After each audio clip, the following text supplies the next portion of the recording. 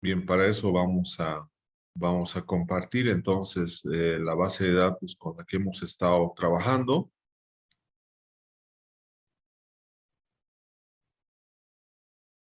Bien, ya se puede ver, ¿no? La base de datos, el gráfico. Sí, ingeniero.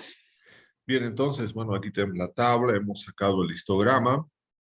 Bien, ahora vamos a hacer lo que habíamos indicado, el polígono de frecuencias absolutas, pero también podríamos hacer un polígono de frecuencias relativas, ¿no? Y entonces lo que tenemos que hacer nosotros es lo siguiente. Tenemos que grabar estas dos columnas, marca de clase y frecuencia absoluta. Fíjense lo que estoy haciendo, simplemente las dos columnas, lo estoy copiando y le doy copiar, y ahora me voy más abajo, acá, y lo voy a pegar acá. Acá lo voy a pegar, pero tenemos que pegarlo sin fórmulas. Entonces damos botón derecho y acá, fíjense, dice opciones de pegado solamente números. Acá, números simplemente. Bien, y ya tenemos entonces todo eso ahí. Entonces ahora, acá como estos son números reales, nuevamente vamos a definir como hemos estado trabajando acá, con solamente un decimal. Entonces le vamos a dar formato para que sea solamente un decimal. Entonces seleccionamos todos estos números reales, le damos formato de celda, le damos número y le vamos a dar un decimal simplemente y aceptamos, ¿no? Aceptamos ahí y entonces, bien, ahora tenemos solamente un decimal y vamos a centrar esas dos columnas, bien, ahí, la tenemos centrado.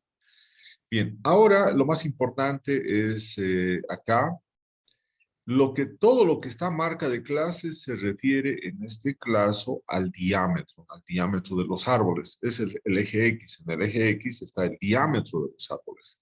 Entonces nosotros vamos a colocar que este va a ser el eje X. El eje X. Y como ustedes pueden ver también en esta gráfica, en este eje Y está la frecuencia absoluta. Entonces acá vamos a colocar el eje Y. Entonces acá tenemos un eje X y un eje Y. Bien, entonces esto también lo vamos a centrar acá. Bien. ¿Por qué he dejado este espacio? Porque tenemos que crear un punto que vamos a llamar punto inicio, inicio del polígono, pero también vamos a tener un punto final. Un punto final acá. Un punto final. Bien. Entonces aquí tenemos un punto inicio y un punto final, ¿no? Entonces acá lo que vamos a tener es una formulita. Entonces, ustedes van a ver que acá hemos calculado el intervalo de clase, este IC, ¿no?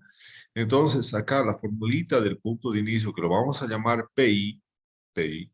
Entonces vamos a colocar acá la formulita, y la formulita va a ser PI, hemos dicho. Entonces PI punto de inicio va a ser igual,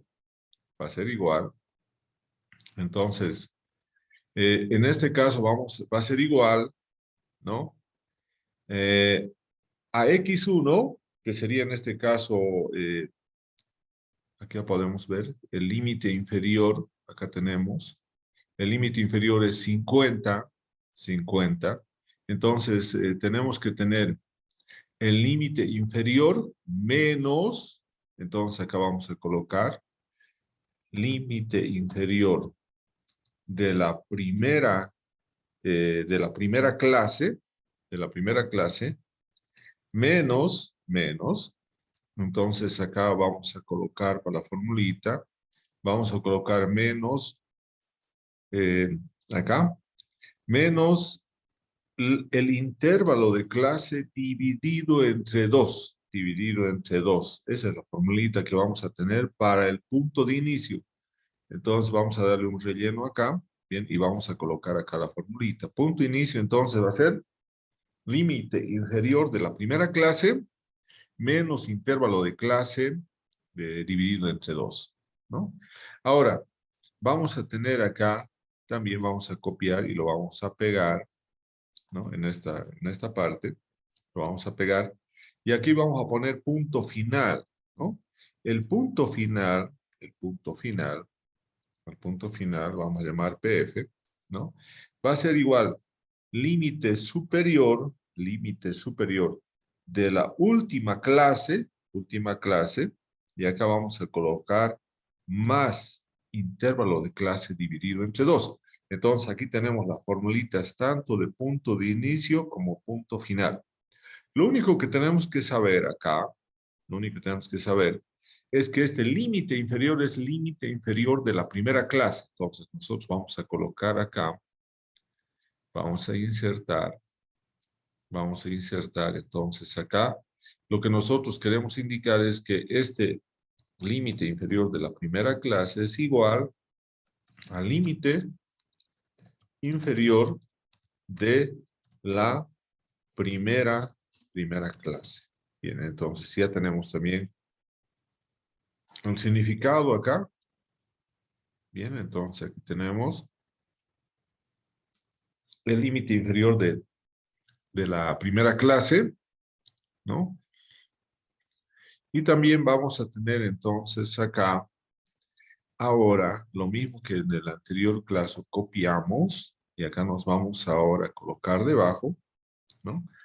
Este L límite superior de la última clase, ¿no? Entonces acá vamos a indicar que ese es el límite superior de la última clase. Bien, entonces ahí tenemos todo bien definido. No necesitamos colocar este valor de IC. El IC es el intervalo de clase, ¿no?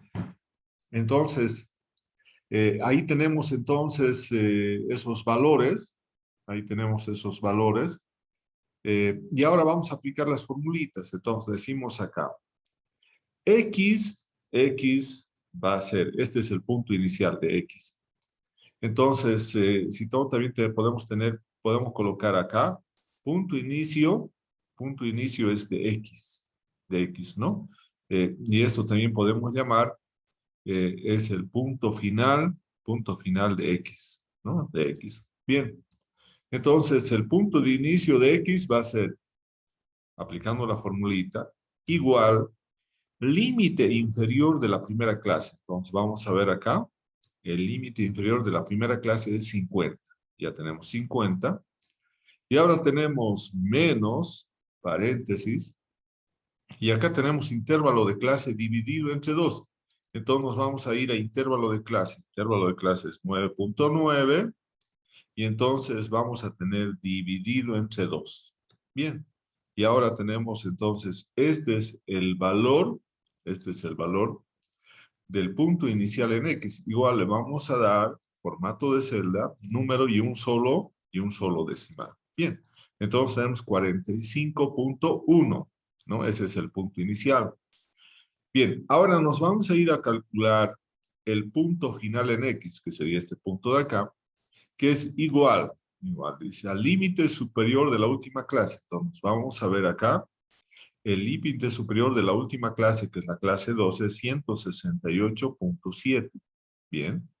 Ahora, más paréntesis, el intervalo de clase que vale 9.9 dividido entre 2. Eso es lo que nos dice la formulita. Bien, y ahora tenemos entonces 173.64 y también le vamos a dar formato de celda, número y solamente un decimal. Bien, entonces ya tenemos los puntos inicio de X y punto final de X.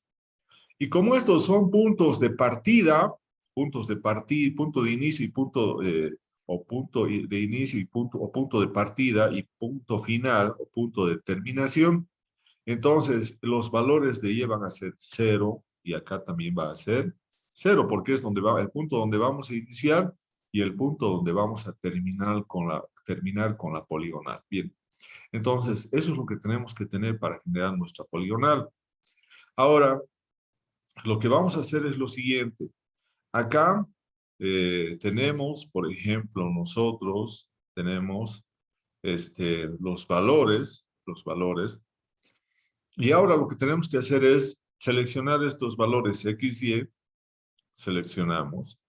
Y luego nos vamos a ir entonces acá a insertar, y vamos a insertar líneas ahora. Nos vamos en líneas. Bien, ahí. Como es un polígono, tiene que ser, o podemos también, a ver, un poco más vamos a ir para que esté más claro. Vamos a insertar y tal vez seleccionar uno que sea más relacionado a polígono. Por ejemplo, este de acá. Fíjense, ahí están los polígonos. O este de otro de acá, que son con redondos eh, o con marcadores. Ahí. Entonces, ahora nos hacemos, bajamos esto. Ahí tenemos que visualizar toda la tabla. Bien, ahí está muy bien. Ahora, título del gráfico, eso vamos a ver después. Ahora, lo primero que tenemos que hacer una vez que tenemos esta tablita y tenemos ya insertado el gráfico de líneas, entonces tenemos que visualizar, hemos dicho toda la tabla, entonces vamos acá. Y cuando no se puede visualizar, como en este caso, entonces conviene más bien el gráfico llevarlo acá, al lado, no debajo, ¿no? Porque tenemos que visualizar, ¿no? Aquí estamos visualizando todos los puntos. Entonces vamos a seleccionar datos, ¿no? En el eje X yo quiero que vaya todos los datos de X. Entonces, este es el recuadro para los valores de X. Entonces, editamos y seleccionamos ahora desde 45.n hasta 173.6. Aceptamos y ahora ya tenemos estos valores en el eje X. Y en el eje Y, lo que queremos es acá solamente que estén los valores de Y de la frecuencia absoluta. Entonces, quitamos X y aceptamos. Bien, este entonces va a ser nuestro polígono. Ahora sí podemos moverlo nuevamente hacia abajo. Bien, entonces acá ese es nuestro polígono, ¿no? Entonces vamos a colocar y decir acá ahora que este es nuestro polígono de frecuencias absolutas, ¿no? Entonces, acá nosotros, esto no necesitamos porque no necesitamos leyenda. Lo que sí necesitamos adicionar son los títulos y lo que vamos a tener para seguir con lo que hemos indicado acá es diámetro de los árboles en centímetros. Entonces vamos a colocar lo mismo. Este es el diámetro de los árboles en centímetros. Y vamos a tener entonces por el otro lado la frecuencia acá, perdón, acá vamos a tener la frecuencia absoluta. Acá, frecuencia absoluta. Bien, entonces ahí tenemos la frecuencia absoluta, ¿no? Entonces tenemos diámetro de los árboles, frecuencia absoluta ahí. Y ahora entonces este es un polígono que inicia acá, va hasta este punto, va hasta este punto y cierra acá, ¿no? Aquí pareciera que esto estuviera en 0, pero en realidad esto está en 3, es por la escala simplemente. Y entonces tenemos el polígono de frecuencias absolutas, ¿no? Podemos hacer también el polígono de frecuencias relativas. Un aspecto importante acá es que tengamos, por lo menos, tenemos que agregar las líneas de división principales. Bien, ahí estamos agregando, pero también en el caso del polígono, para interpretar, conviene que podamos agregar las líneas de división secundarias, como estamos viendo en este caso. ¿Qué nos falta agregar? Nos falta agregar las etiquetas ahí, las etiquetas de los datos, ¿no? Entonces, por ejemplo, nosotros, fíjense acá, si yo me voy a un punto, por ejemplo, acá voy a decir 74.7 centímetros, es este punto que está acá. Si yo voy viendo hacia arriba, entonces voy a tener dentro del polígono un área que va a estar hacia la izquierda y un área que va a estar hacia la derecha. Entonces, el área que va a estar a la izquierda representa el área de tener valores menores o iguales, ¿no? Menores o iguales a 74.7. ¿Y cuántos árboles tenemos con diámetros menores a 74.7? Tenemos 156 árboles. ¿no? Con diámetros menores. Entonces, ahora nosotros tenemos también ahí, bueno, ahí tenemos, fíjense, en acá, vamos a tener entonces un número de árboles, y ese número de árboles, ¿quiénes tienen que ser? Tienen que ser todos los que están acá, 340, 410 y 556. Pero lo que va a representar, lo más importante es que el polígono nos sirve para que a partir de un punto en la variable como 74.7 vamos a tener un área hacia la izquierda que va a representar la probabilidad de tener valores menores a 74.7 centímetros, y esta otra hacia la derecha que va a representar el área o la probabilidad de tener valores mayores a 74.7. Por ejemplo, en acá, si nosotros vemos en 64.8 centímetros en este punto, ¿qué podemos ver? Podemos ver que el área hacia la izquierda es muy pequeña en comparación al área hacia la derecha, ¿no? Hacia la derecha tenemos un área bastante grande. En cambio, de 64.8 hacia la izquierda, el área es más pequeño. Por lo tanto, acá, la probabilidad de tener valores menores a 64.8 centímetros es mucho menor que la probabilidad de tener valores mayores a 64.8 centímetros, que sería lo que está a la derecha. En cambio, si nosotros nos vamos acá, en este otro punto, ¿no? Aquí tenemos, por ejemplo, 104.4. Aquí tenemos un valor 104.4. Esto tal vez podemos un poco bajar el número para que se vea mejor. Ahí se puede ver mejor. Aquí tenemos 104.4. Podemos ver que, en cambio, cuando tenemos ese valor, el área hacia la izquierda es mucho mayor que el área a la derecha. Por lo tanto, acá la probabilidad de tener valores menores o iguales a 104.4 centímetros es mucho mayor que la probabilidad de tener valores mayores a 104.4 centímetros. Entonces, para eso nos sirve también el polígono. Otro uso que podemos darle al polígono es qué forma tiene. Si nosotros queremos asemejar a una forma, entonces, por ejemplo, esta sería una forma más o menos en este sentido, y podemos ver que esa forma no es el de una campana. Una campana tiene que estar en la parte central con una curva, y acá podemos ver que la curva más alta está en la parte izquierda, ¿no? En la parte izquierda del eje horizontal. Acá estaría la curva, el punto más alto. Y vemos que hacia la derecha tenemos frecuencias sumamente bajísimas. Entonces, también el polígono nos va a dar una idea de cuál sería la forma de la curva de distribución de nuestra variable aleatoria. Eso es también sumamente importante, ¿no? Entonces, para nosotros, toda esta área, fíjense que hay un polígono, ¿no? Este es un lado, este es otro lado, este es otro lado. Al final vamos a tener, la base también es un lado del polígono. Por lo tanto, es una figura geométrica que para nosotros tiene un 100% toda esa figura geométrica. Entonces, a partir de un punto cualquiera como 64.8, yo puedo tener un porcentaje hacia la izquierda y otro porcentaje hacia la derecha. Sumando los dos, va a ser siempre el 100%, ¿no? Entonces, eso es el uso que nosotros podemos darle al polígono de frecuencias. Bien, entonces, ese es uno de los gráficos que tenemos que hacer, ¿no? Otro aspecto importante, es hacer la ojiva, Entonces, ahora vamos a graficar la ojiva, y para graficar la ojiva, vamos a ver nosotros que vamos a tener que seleccionar, pero frecuencia absoluta acumulada o frecuencia relativa acumulada.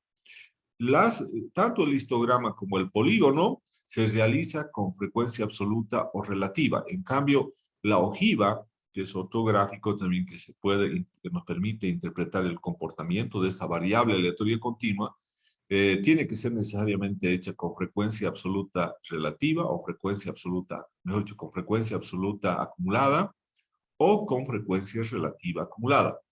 Normalmente existe una mayor comprensión cuando nosotros realizamos el gráfico de la ojiva con la frecuencia relativa en porcentaje, ¿no? Entonces, aquí tenemos la frecuencia relativa del porcentaje acumulado. Esta última columna es la que se entiende mucho más fácilmente para la interpretación cuando nosotros generamos una ojiva.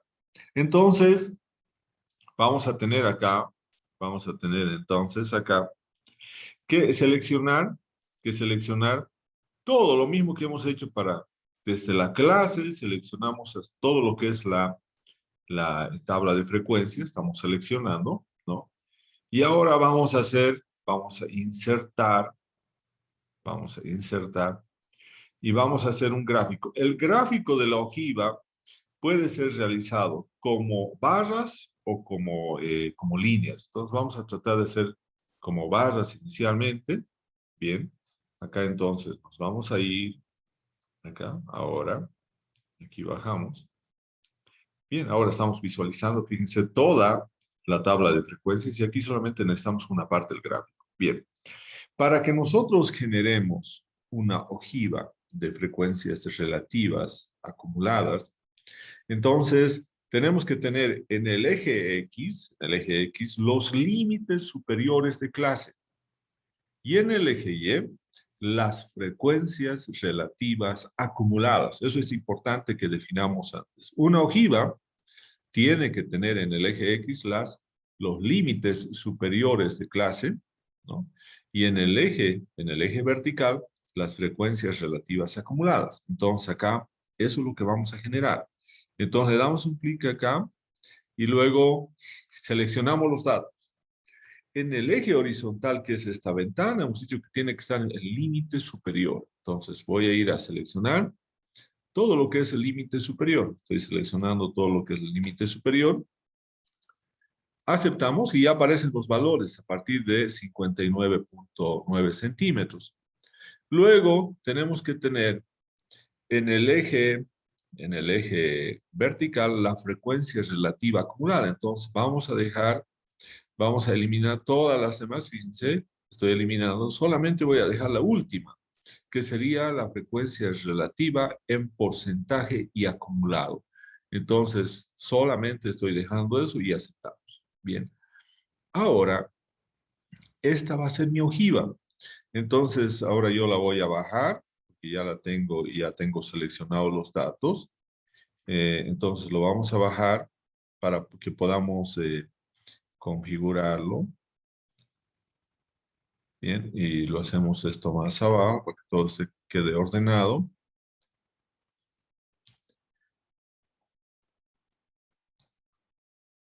Bien, entonces lo vamos a colocar acá. Bien, entonces vamos a tener acá el gráfico.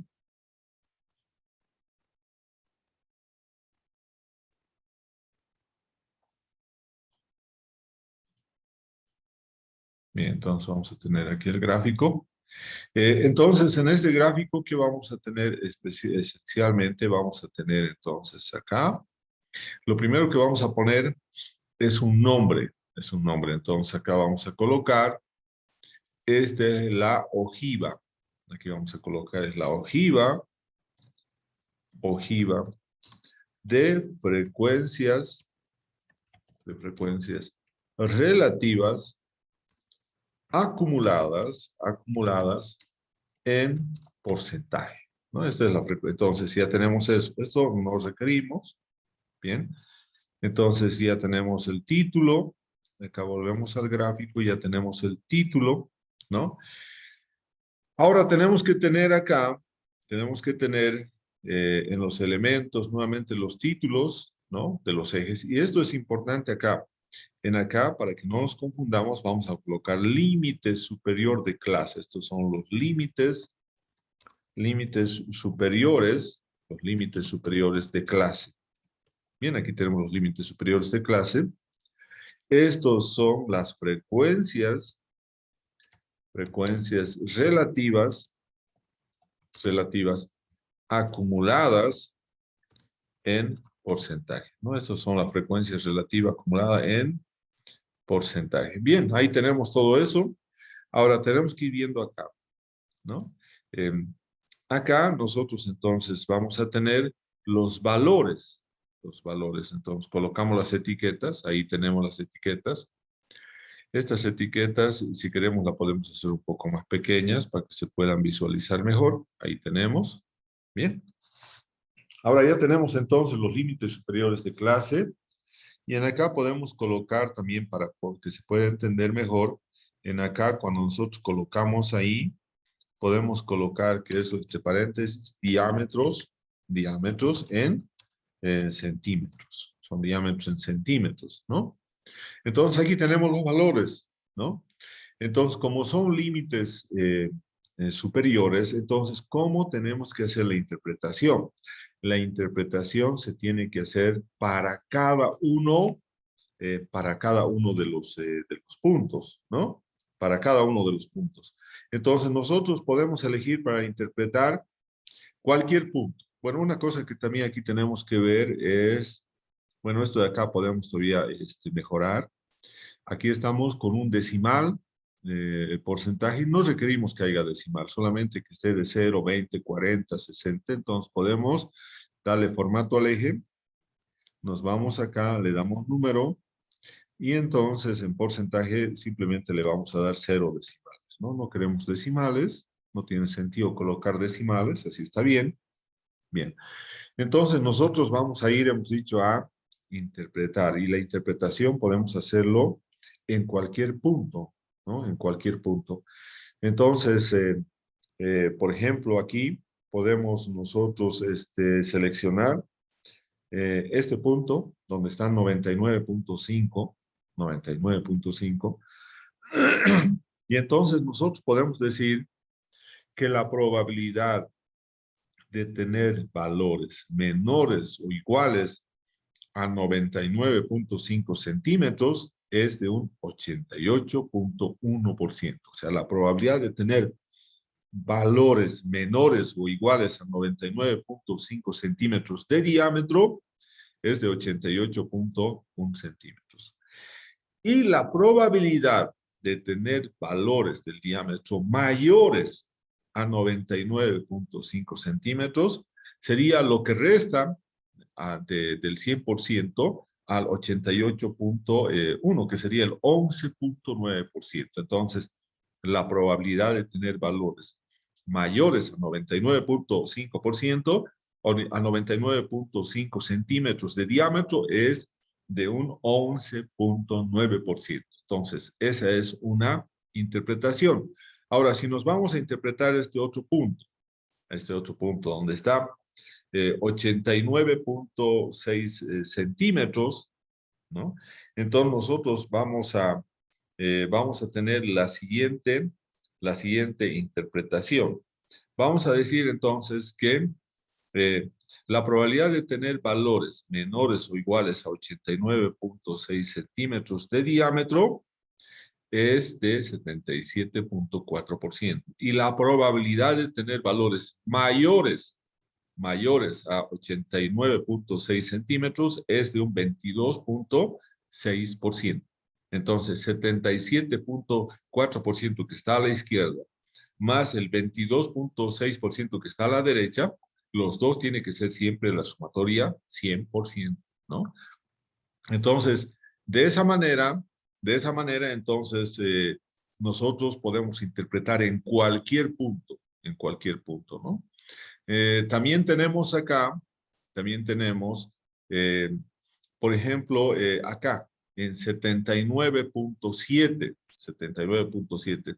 Entonces acá 79.7 centímetros, la probabilidad de tener diámetros menores o iguales a 79.7 centímetros es de un 62%, y por lo tanto, la probabilidad de tener valores mayores a 79.7 centímetros será de un 38%. Entonces, 62% más 38% va a ser el 100%, porque el área siempre, como hemos visto en el polígono, el área siempre va a ser el 100%, y cualquier punto que nosotros elijamos en el eje X, lo único que va a hacer es dividir esa área en dos partes a partir de ese punto, uno a la izquierda y el otro a la derecha, ¿no? Entonces, Y eso podemos hacerle en cualquier punto, ¿no? Por ejemplo, acá podemos irnos a algunos puntos que están más a la derecha. Por ejemplo, acá, fíjense, tenemos 98.7%, ¿no? Que es un valor que está muy cerca al 100%, ¿no? Entonces, acá nosotros podemos interpretar de la siguiente manera. Estamos hablando de 98.7%. La probabilidad de tener valores del diámetro menores o iguales a 129.1 centímetros, o sea, lo que está a la izquierda, es de un 98.7%. Y la probabilidad de tener valores mayores a 129.1 centímetros, o lo que está a la derecha, sería lo que resta del 100%, que sería el 1.3%, ¿no? El 98.7% más el 1.3% nos hace el 100%. Entonces, esa es la manera en que tenemos que interpretar la ojiva de frecuencias relativas. Como ustedes pueden ver acá, cuando nosotros utilizamos la frecuencia relativa acumulada en porcentaje, es mucho más fácil la comprensión, ¿no? Es mucho más fácil que si nosotros no colocaríamos ya ahí como unidades el porcentaje, ¿no? Porque en el otro caso tendríamos que decir, en vez de decir el 99.4%, tendríamos que decir, por ejemplo, 1900 árboles de los 2106 tienen diámetros menores, ¿no?